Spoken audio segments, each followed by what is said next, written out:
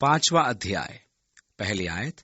जिसका यह विश्वास है कि यीशु ही मसीह है, वह परमेश्वर से उत्पन्न हुआ है, और जो कोई उत्पन्न करने वाले से प्रेम रखता है वह उससे भी प्रेम रखता है जो उससे उत्पन्न हुआ है।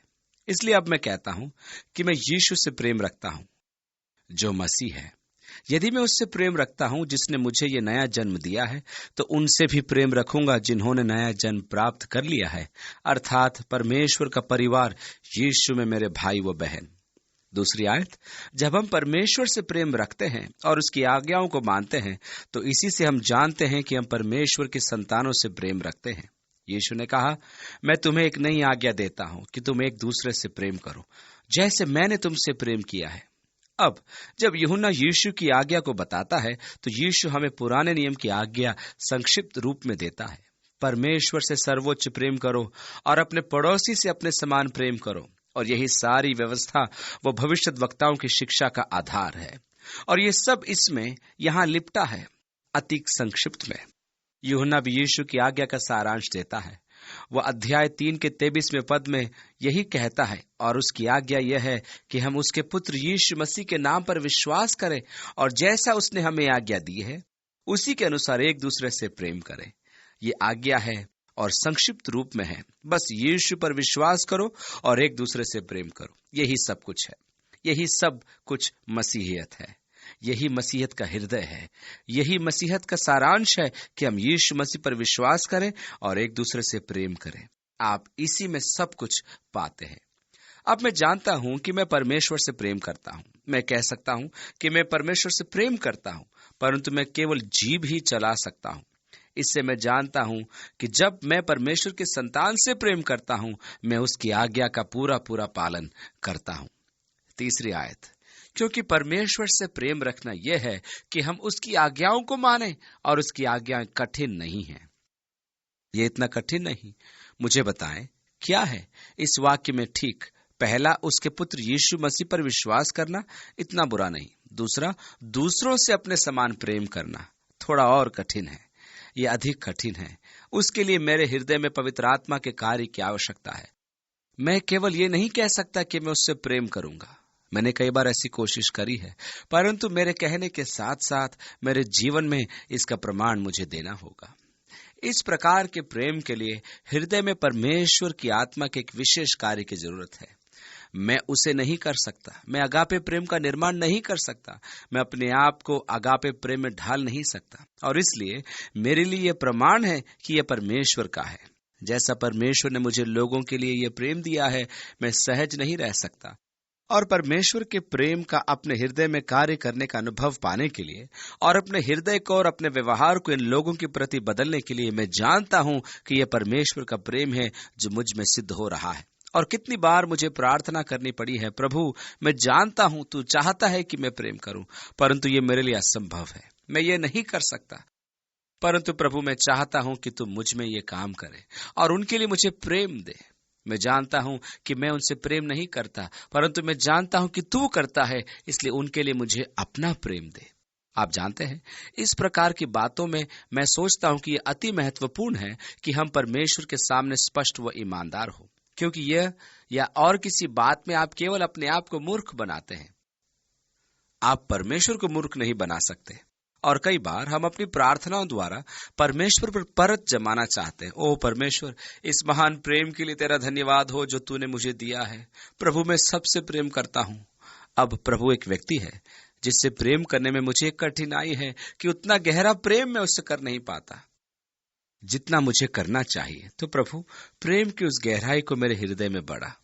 आप परमेश्वर के साथ ईमानदार नहीं हैं, और परमेश्वर आपके लिए कुछ नहीं कर सकता। आपको परमेश्वर के सामने स्पष्ट व ईमानदार होते हुए कहना है, प्रभु मुझे उससे घृणा है, मैं उसे देख नहीं सकता, और इसलिए प्रभु यदि उसके प्रति मेरे मन में कोई प्रेम उत्पन्न होता है तो वह तुझे करना पड़ेगा। परंतु यदि तू कहे तो मैं तैयार हूं। कृपया मेरे हृदय में काम कर, घृणा को दूर करके मुझे अपना प्रेम दे। और यदि आप ईमानदार हैं तो परमेश्वर उसे ठीक कर सकता है और वो आपके जीवन में कार्य करेगा। जब तक आप परमेश्वर पर परत जमाना चाहेंगे, आप कहीं नहीं पहुंच पाएंगे, क्योंकि वो आपके हृदय की सच्चाई को जानता है। आप जानते हैं, जब हम परमेश्वर के संपर्क में आते हैं, हम अपने बारे में एक सुंदर तस्वीर रंगते हैं और पूरे समय परमेश्वर हमारे बारे में उस भद्दे सत्य को जानता है जो हमारी असलियत है। उसकी आज्ञाएं कठोर नहीं है। चौथी आयत, क्योंकि जो कुछ परमेश्वर से उत्पन्न हुआ वह संसार पर जय प्राप्त करता है, और वह विजय जिससे संसार पर जय प्राप्त होती है हमारा विश्वास है।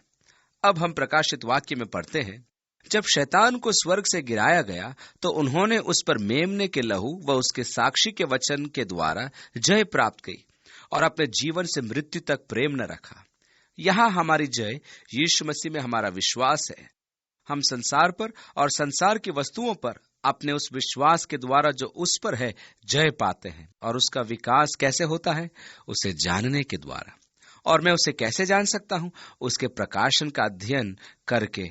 बाइबल जिसको आप नहीं जानते उसका विश्वास करना अति कठिन होता है। यदि एक पूर्णतः अनजान व्यक्ति सड़क पर आपसे मिले और आपसे 50 रुपए उधार मांगे और कहे कल यहीं आपको मैं लौटा दूंगा, यदि आप में से कोई उसे दे तो मुझे बताए, मैं आपसे मिलना चाहूंगा, मुझे 50 रुपए की आवश्यकता है। नहीं भाई, मेरा तात्पर्य है कोई भी ऐसा नहीं कर सकता। परंतु आप कहेंगे मैं आपको नहीं जानता, मैं कैसे भरोसा कर सकता हूं कि कल यही मुझे आप लौटाने आओगे? मैं तो तुम्हें बिल्कुल नहीं जानता। यह विश्वास करना कठिन है, या उसका भरोसा करना जिसे आप नहीं जानते, क्योंकि हम जानते हैं कि कितनी शर्म की, धोखे की आदि बातें इस संसार में हो रही है। इन संसार में कितने घोटाले हो रहे हैं। परंतु जब आप किसी को जानते हैं और अच्छी तरह जानते हैं और जानते हैं कि ईमानदारी, धार्मिकता व चरित्र के लिए उनका अच्छा नाम है, तो फिर भरोसा करने में परेशानी आपको नहीं होती है।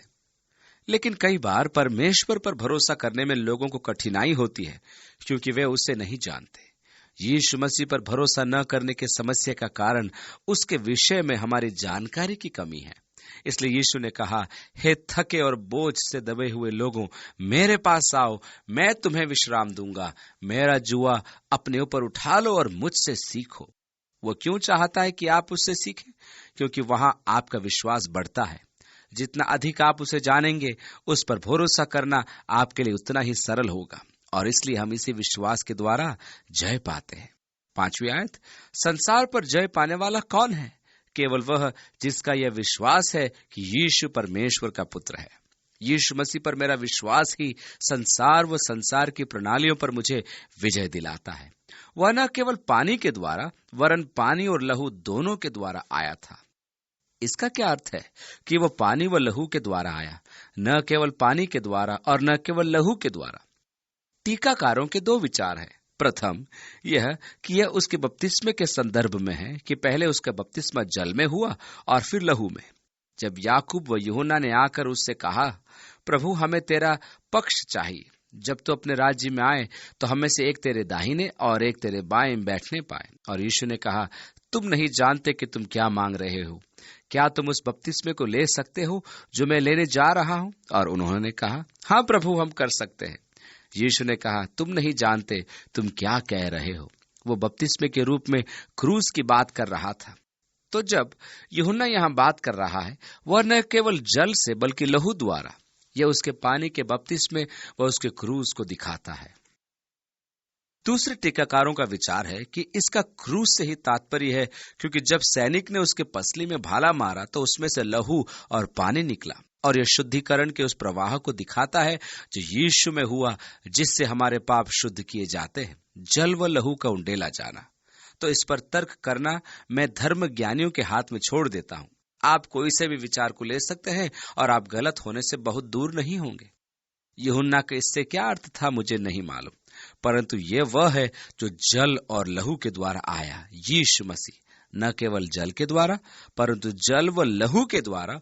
और आत्मा गवाही देता है, क्योंकि आत्मा सत्य है, और इसलिए आत्मा हमारे हृदय में सत्य की साक्षी देता है।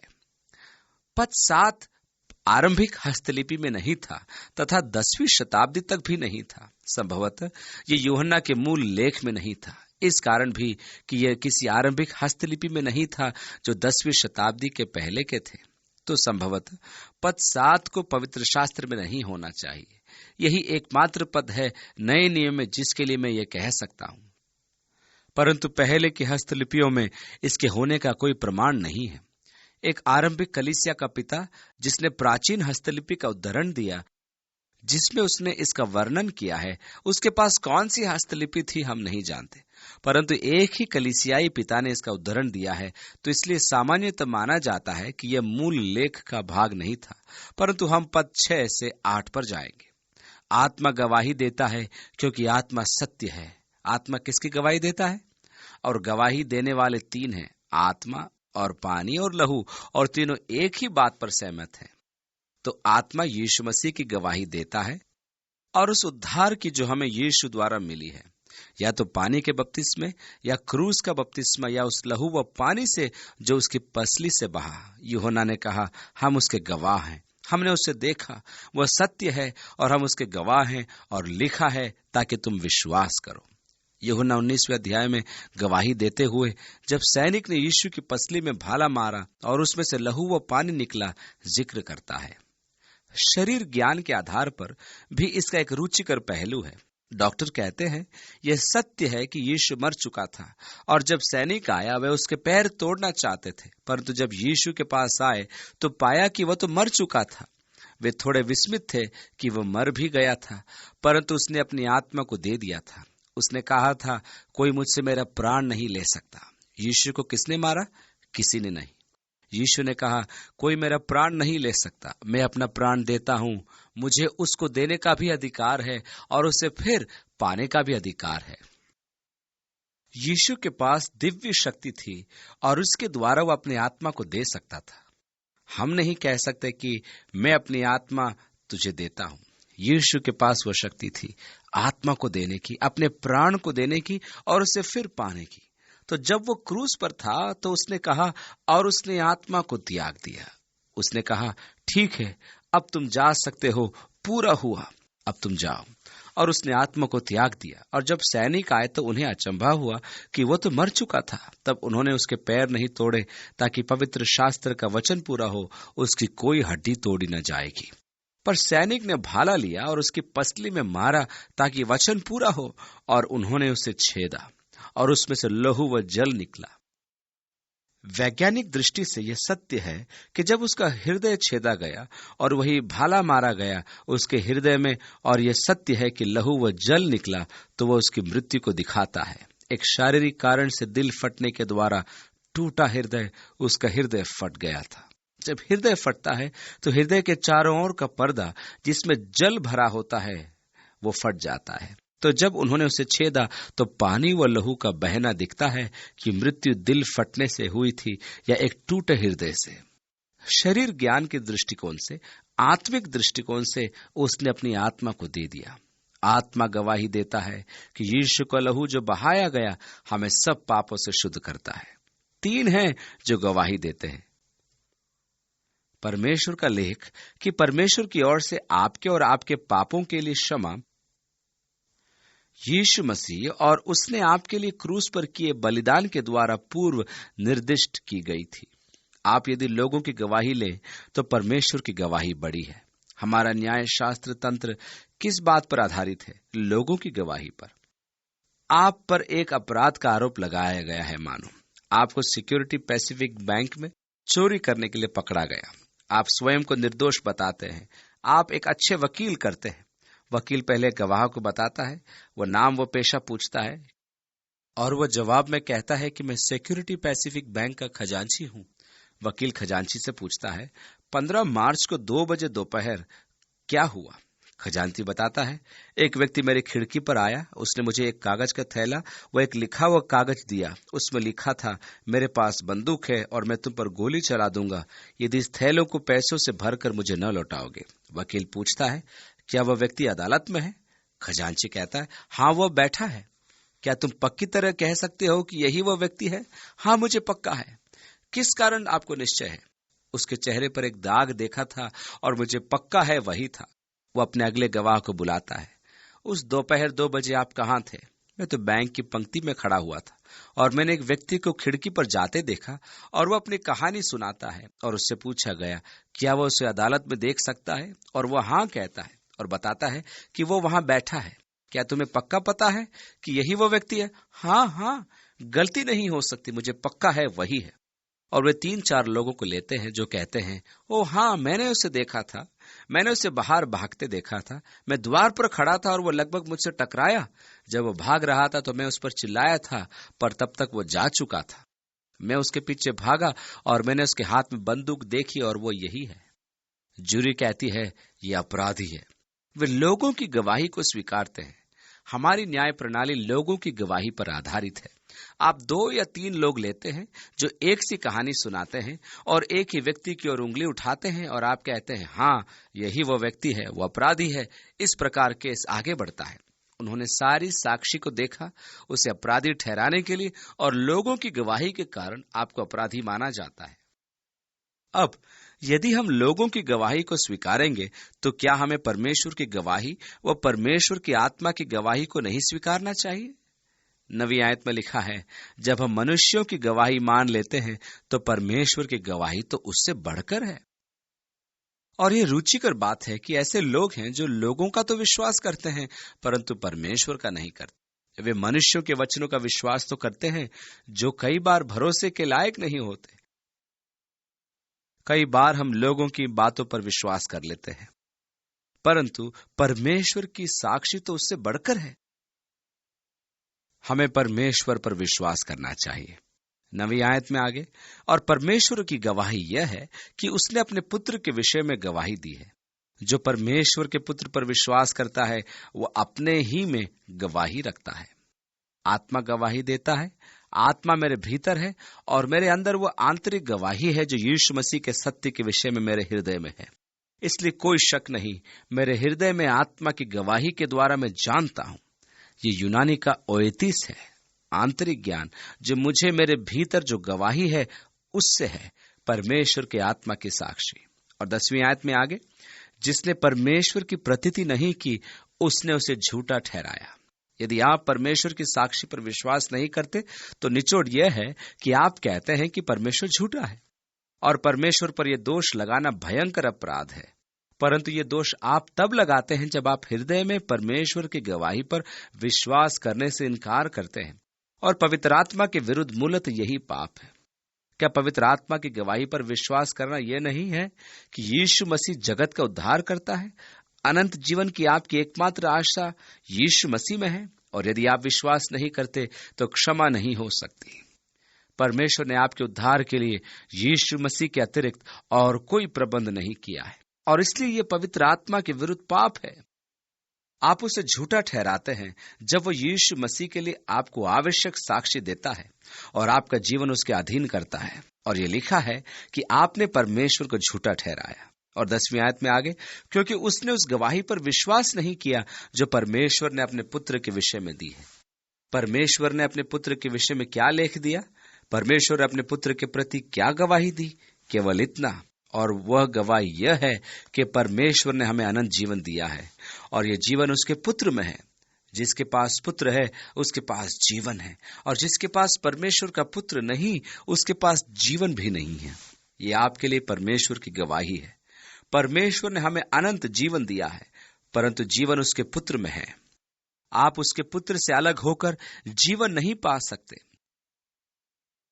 और हमने आज सुबह पहले ध्यान दिलाया कि अनंत जीवन मात्र समय या अंतराल से अधिक है। यह तो जीवन की गुणवत्ता है। मैं इससे अधिक भयानक चीज की कल्पना नहीं कर सकता कि सदा काल तक इस नाशवान देह में रहूं जो अभी मेरे पास है, जो वर्ष दर वर्ष बिगड़ती जा रही है। समय के साथ सब कुछ बिगड़ता जा रहा है। यद्यपि बाह्य मनुष्य नाश होता है, आंतरिक मनुष्य दिन प्रतिदिन नया होता जाता है। परमेश्वर का धन्यवाद हो जो मेरे हृदय में अपनी आत्मा के द्वारा कार्य करता है, नहीं तो मैं निरुत्साहित हो जाता। आंतरिक मनुष्य का नवीनीकरण दिन प्रतिदिन होता जाता है। आप बाह्य मनुष्य को खत्म होता देखते हैं, बिगड़ता, टुकड़े टुकड़े होता, परंतु आंतरिक मनुष्य दिन प्रतिदिन बलवंत होता जाता है। अब क्योंकि शरीर बिगड़ता जाता है, यदि मेरी आयु 150 वर्ष हो तो वह भयंकर होगा, क्योंकि मुझे विश्वास है तब मुझे दिखना बंद हो जाएगा। मैं पलंग पर से उठ भी नहीं पाऊंगा, शायद मेरी हड्डियां काम न करेंगी, चॉकलेट का स्वाद भी नहीं आएगा, और एक ऐसे शरीर में सदाकाल के लिए रहना जो कार्यशील नहीं है भयानक होगा। बाइबल सिखाती है कि दरअसल मैं शरीर नहीं हूं, असल में तो मैं आत्मा हूं। देह तो केवल उपकरण है जिसमें मेरी आत्मा स्वयं की प्रस्तुति करती है। और जब आयु के साथ देह उन उद्देश्यों की पूर्ति नहीं कर सकती जिसके लिए परमेश्वर ने उसको रूप दिया है, जब आगे को वो प्रस्तुति योग्य नहीं रही, तो परमेश्वर अपने प्रेम में मेरी आत्मा को इस शरीर से छुड़ा देता है। मैं किसी बूढ़ों के आश्रालय में कमजोर व बेहोशी में चलता हुआ जीवन बिताना नहीं चाहता। मैं चाहता हूं कि परमेश्वर उससे बहुत पहले मुझे उठा ले। मैं जंग खाना नहीं चाहता, इसलिए मैं चलता रहता हूं। मैं समाप्त हो जाना चाहता हूं। और यदि प्रभु किसी दिन मुझे अचानक से उठा ले या किसी प्रकार से दुर्घटना, हृदय रोग या जो भी हो मेरे साथ हो, वो आनंद ही मेरे लिए होगा। आप निश्चय जाने मैं आनंदित होऊंगा, क्योंकि मैं इस कमजोर देह से छूट गया। मेरा अर्थ यह नहीं कि मैं जीर्ण नहीं और वहां जाना चाहता हूं, और मैं यह भी कहना नहीं चाह रहा कि समाप्त होने वाला हूं या सब कुछ खत्म हो रहा है। मैं सशक्त, स्वस्थ व महान महसूस करता हूं और परमेश्वर भला है, और मैं परमेश्वर के मुझे दिए हुए इस वरदान यानी इस देह के विरुद्ध नहीं बोल रहा। मैं शक्ति के लिए परमेश्वर का धन्यवाद करता हूं और उस सब के लिए जो उसने मुझे दिया है। मैं उस शक्ति के लिए परमेश्वर का धन्यवाद करता हूं जो मेरे पास है, उस सामर्थ्य के लिए धन्यवाद करता हूं जो मेरे पास है, और इन सब बातों के लिए मैं अति आनंदित हूं। परंतु मैं इतना व्यावहारिक भी हूं कि महसूस कर सकूं कि अब मेरे पास उतनी शक्ति नहीं जितनी पहले थी। मेरे पास उतनी शारीरिक योग्यताएं नहीं जो पहले थी। अब पहले से अधिक पीड़ा है। उस प्रकार नहीं देख पाता जैसे पहले देख पाता था, उतना सुन नहीं पाता जितना पहले। बातें हो रही हैं और मैं पहचान रहा हूं, परंतु वो युगों से बड़ी आयु जो यीशु में मेरी है, मात्रा में नहीं है परंतु जीवन की गुणवत्ता में है। यह जीवन की गुणवत्ता है जो भरपूर व पूर्ण है, और ये आनंदपूर्ण जीवन है। परमेश्वर का राज्य खाना और पीना नहीं है, वह धार्मिकता का जीवन है, शांति का जीवन तथा आनंद का जीवन। तो लेख यह है कि परमेश्वर ने हमें ये युग पूर्ण जीवन दिया है, ये आनंद का जीवन, ये धार्मिकता का जीवन, ये मेल का जीवन, और यह जीवन पुत्र में है। इसलिए यह हमें एकदम ही विरोधाभास देता है। आपको याद होगा सभोपदेशक में सुलेमान, जो तब तक बूढ़ा हो चुका था और एक तरह से कड़वाहट उसमें बढ़ रही थी। उसने सब कुछ करके देख लिया था। उसने 10 गज पूरे कर लिए थे, अर्थात कुछ ऐसा नहीं था जो उसने करके न देखा हो। दरअसल उसने कहा, जो मेरी आंखों व हृदय ने चाहा उसमें से एक को न छोड़ा बल्कि पूरा किया। मैंने सब कुछ किया जो मेरे हृदय ने चाहा, मैंने किया। वह धन, शिक्षा, ज्ञान व सब बातों के शिखर पर पहुंच गया और पूरी दूरी तय कर ली थी। सूर्य के नीचे जो भी किया जा सकता था उसने किया, और वो क्या कहता है? व्यर्थ, व्यर्थ, सब कुछ व्यर्थ है जो सूर्य के नीचे होता है। सूर्य के नीचे का जीवन उसे बर्दाश्त करने के लायक नहीं लगा। उसने सूर्य के नीचे जीवन में सब कुछ प्रयत्न कर कर देखा, परंतु पुत्र में जीवन भिन्न कहानी है। वो युगांतर का अनंत जीवन है, जीवन की गुणवत्ता जो भरपूर, पूर्ण व तेजोमय है। सुलेमान के जीवन में पुत्र का आभास नहीं था। शायद आप भी सूर्य के नीचे का जीवन व्यतीत कर रहे हैं और वह काफी कष्टदायक हो सकती है, काफी निराशाजनक, परंतु आप पुत्र को जीवन में अपना कर देखिए। यह है लेख। परमेश्वर ने हमें अनंत जीवन दिया और उसके पुत्र में यह जीवन है, और जिसके पास पुत्र है उसके पास जीवन है, परंतु जिसके पास परमेश्वर का पुत्र नहीं उसके पास जीवन नहीं। यीशु ने यूहन्ना 3:36 में कहा, जो परमेश्वर के पुत्र पर विश्वास करता है अनंत जीवन उसका है, और जो परमेश्वर पुत्र पर विश्वास नहीं करता वो जीवन को न देखेगा। परंतु फिर कहता है, परंतु उस पर परमेश्वर का क्रोध बना रहता है। और अब यूहन्ना यहाँ कहता है, ये बातें मैंने तुम्हें लिखी जो परमेश्वर के पुत्र पर विश्वास करते हो। यूहन्ना ने क्यों यह पत्री लिखी? पहले अध्याय में उसने इसलिए लिखी ताकि हम परमेश्वर के साथ संगति तथा उस संगति से आने वाले आनंद को प्राप्त कर सके। जो कुछ हमने देखा और सुना है उसका समाचार तुम्हें भी देते हैं, ताकि तुम भी हमारे साथ सहभागी हो, और हमारी यह सहभागिता पिता के साथ और उसके पुत्र यीशु मसीह के साथ है। और ये बातें हम तुम्हें इसलिए लिखते हैं कि हमारा आनंद पूरा हो।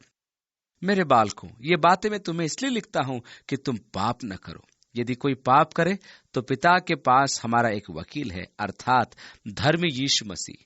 ये बातें मैंने तुम्हें इसलिए लिखी हैं कि तुम परमेश्वर के पुत्र पर विश्वास करो, ताकि तुम जानो कि अनंत जीवन तुम्हारा है, ताकि तुम परमेश्वर के पुत्र के नाम पर विश्वास करो। तो पत्र का उद्देश्य आपको अनंत जीवन का निश्चय देना है। परमेश्वर ने ये लेख दिया है कि परमेश्वर ने अनंत जीवन आपको दिया है और ये जीवन पुत्र में है। और ये बातें मैं तुम्हें इसलिए लिखता हूं कि तुम अनंत जीवन पाओ और परमेश्वर के पुत्र के नाम पर विश्वास लाओ। 5वें अध्याय की 14वीं आयत में लिखा है, और हमें उसके सामने जो हियाव होता है वह यह है कि यदि हम उसकी इच्छा के अनुसार कुछ मांगते हैं तो वो हमारी सुनता है, और यह भी जानते हैं कि जो कुछ हमने उससे मांगा है वह पाया है। तो अभी ध्यान दें, शर्त यह है कि यदि हम उसकी इच्छा के अनुसार मांगते हैं तो आप परमेश्वर से कुछ भी यूं ही मांगकर नहीं प्राप्त कर सकते। याकूब के 4 अध्याय में लिखा है, तुम्हारे भीतर लड़ाई व झगड़े कहां से आ गए? क्या ये उन लालसाओं के द्वारा नहीं जो तुम्हारे अंगों में लड़ाई करते हैं? तुम इच्छा करते हो और नहीं पाते, तुम हत्या करते हो और पाना चाहते हो और प्राप्त नहीं कर सकते। तुम बहुत झगड़ते हो तो अभी नहीं पाते, क्योंकि तुम मांगते नहीं। तुम मांगते हो और पाते नहीं, क्योंकि गलत मांगते हो कि अपनी लालसाओं की पूर्ति पर खर्च करो। अब प्रार्थना में हमें यह विश्वास है कि यदि उसकी इच्छा के अनुसार कुछ मांगेंगे तो वो हमारी सुनता है। आप प्रार्थना के उद्देश्य को देखते हैं कि यह अपनी इच्छा को पूरा करना नहीं, और यही सामान्य गलती है जो लोगों की प्रार्थना में हो जाती है। वे सोचते हैं कि यह कोई बोतल में कोई जिन्न है जो दिखेगा और आपकी 3 बातों को पूरा करेगा। ऐसा नहीं है साहब। प्रार्थना का उद्देश्य है परमेश्वर की इच्छा को पूरा करना। तो मुझे प्रार्थना में इतना विश्वास है कि उसकी इच्छा के अनुसार जो कुछ मांगूंगा वो मेरी सुनेगा, और वो मेरी सुनता है। मैंने इच्छा की और मेरे निवेदन सुने गए। यदि मैं उसकी इच्छा के अनुसार न मांगू तो वो भला व महिमापूर्ण है कि मेरी न सुने और मेरी प्रार्थना का उत्तर न दे। मैं न सुनी गई प्रार्थना के लिए भी उतना ही धन्यवादी हूं जितना सुनी गई प्रार्थना के लिए। परमेश्वर मुझसे कहीं बेहतर जानता है, और यदि वो मेरी सारी प्रार्थनाओं का उत्तर देता तो सब कुछ गड़बड़ हो गया होता।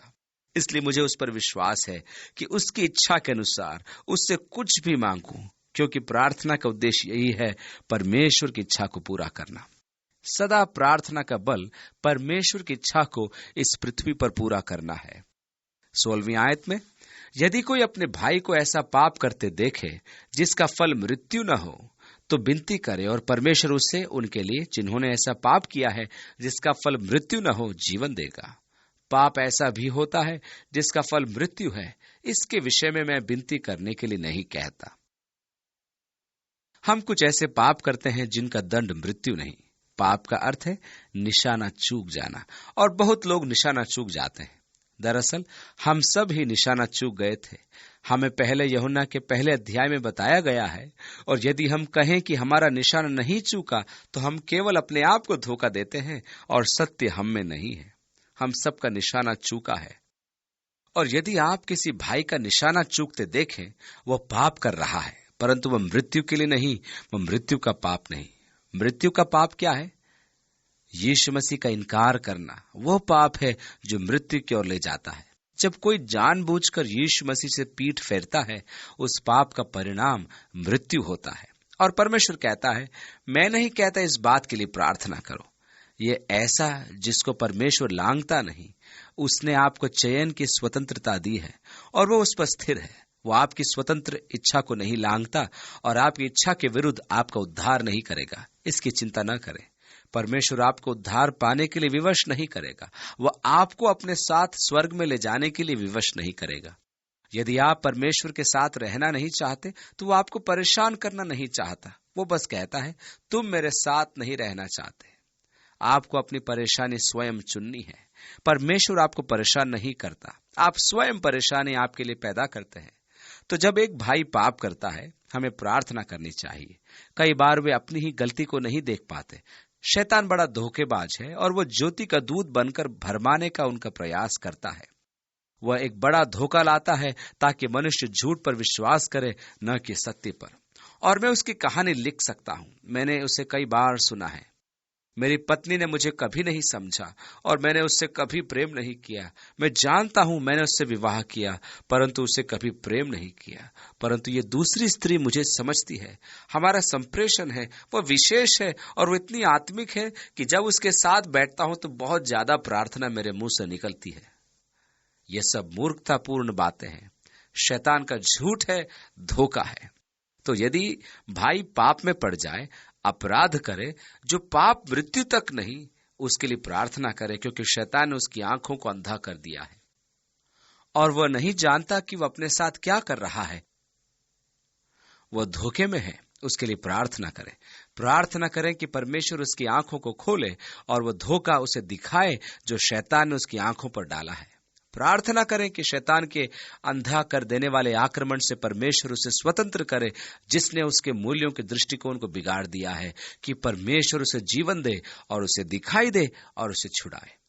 परंतु कोई व्यक्ति स्वेच्छा से जानबूझकर पीठ मोड़कर यीशु को अस्वीकार करता है तो उसके लिए भी प्रार्थना करें, परंतु यह नहीं कि परमेश्वर उसका उद्धार कर, क्योंकि परमेश्वर उसको उसकी इच्छा के विरुद्ध उद्धार नहीं देगा।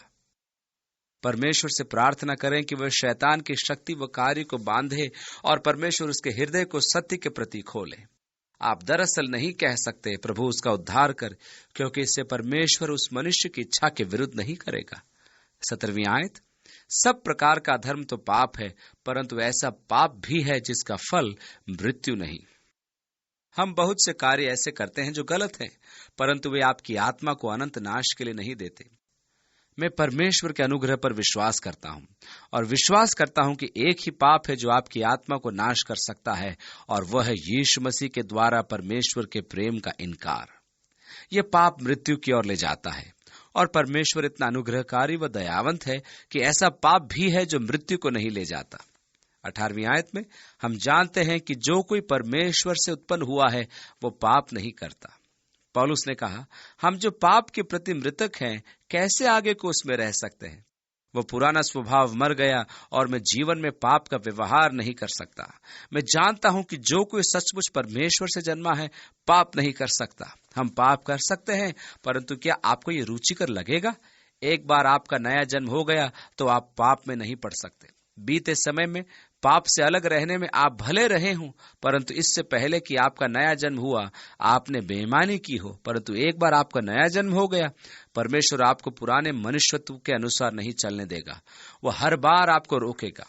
ये इसलिए कि वह आपसे प्रेम करता है और वह उसको उगाड़ेगा। अगर आप संसार की रीति से बह रहे हैं तो ध्यान दें, हो सकता है आपका नया जन्म ही नहीं हुआ हो।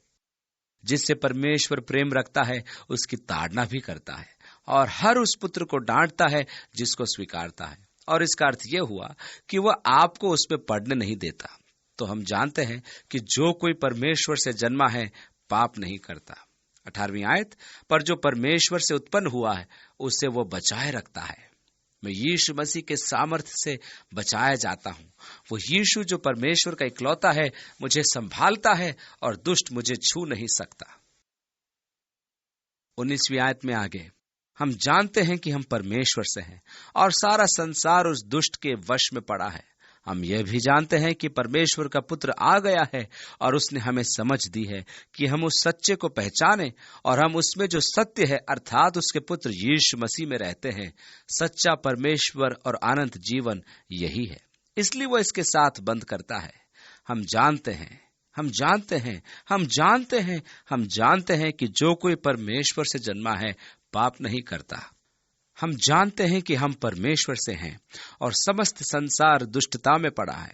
और हम जानते हैं कि परमेश्वर का पुत्र आया और हमें समझ दी कि हम सत्य को जाने। जानना शब्द यहाँ गोनेस्को है और वह है कि हम सत्य को अनुभव के द्वारा जानते हैं। अब हमने अनुभव पाया है कि सत्य क्या है, कि हम उसमें हैं जो सत्य है, उसके पुत्र यीशु मसीह में। यह सत्य परमेश्वर तथा अनंत जीवन है। और फिर अंतिम सुझाव 21वीं आयत में, हे बालकों अपने आप को मूर्तों से बचाए रखो। परंतु कितना महत्वपूर्ण सुझाव है, क्योंकि हमारे लिए मूर्तियों में फंस जाना इतना सरल होता है। मुझे नहीं मालूम कि आपके घर में एक छोटी मूर्त है जहां मोमबत्ती जलती है और आप उसके सामने बैठकर संध्या समय गाते हैं। आपकी मूर्ति शायद एक आंख की है जो आपके शयन कक्ष या परिवार की बैठक में है, या टीवी के रूप में, और आप उसे घंटों देखते रहते हैं, निहारते रहते हैं। कभी कभी हंसी फूट पड़ती है और कभी कभी चीखते चिल्लाते हैं, परंतु उस मूर्ति के प्रति आप समर्पित हैं। किसी भी और कहीं से भी अधिक समय आप उसे देते हैं, अपनी पत्नी या किसी से भी अधिक। आपकी मूर्ति आपके मोटरसाइकिल या कार या स्कूटर हो सकता है जो आप चलाते हैं और रोज उसकी देखभाल करते हैं। आप उसमें बैठते हैं, उसे चाहते हैं, और वह किसी भी दिन आपकी हो जाएगी। और आप केवल उस कार की बात भी करते हैं, और यह कि स्टीयरिंग के पीछे बैठकर उसे चलाना कितना अच्छा लगता है। मैं नहीं जानता आपकी मूर्ति क्या है, परंतु कई मूर्तियां हैं। कोई भी वस्तु जो परमेश्वर का स्थान ले लेती है मेरे जीवन की भक्ति में, कोई भी वस्तु जो मेरे व परमेश्वर के मध्य आती है, कोई भी चीज जो मेरे मन व हृदय में समाये रहती है और मेरे जीवन से परमेश्वर को अलग करती है, एक मूर्त है जिसको मुझे अपने से दूर रखना है। वो कोई भी वस्तु हो सकती है। बालकों, स्वयं को मूर्तों से दूर रखो। यीशु ने कहा, पहले परमेश्वर के राज्य और उसकी धार्मिकता की खोज में रहो। आइए हम प्रार्थना करें। पिता, फिर एक बार इस अवसर के लिए कि तेरे वचन का अध्ययन कर सकें और तेरे सत्य की भरपूरी में रहें, तेरा धन्यवाद करते हैं। प्रभु, पवित्र आत्मा के लिए तेरा धन्यवाद हो, और उस अभिषेक के लिए जो तेरे वचन पर था और हमारे हृदयों पर, कि हम तेरे सत्य को सुने व ग्रहण करें। और अब प्रभु, तुझ पर विश्वास व भरोसा करने में हमारी अधिक और अधिक सहायता कर। प्रभु, हमारे विश्वास को बढ़ा, और पिता, हमारे जीवनों में अपने प्रेम को सिद्ध कर। यीशु के नाम में मांगते हैं, आमीन।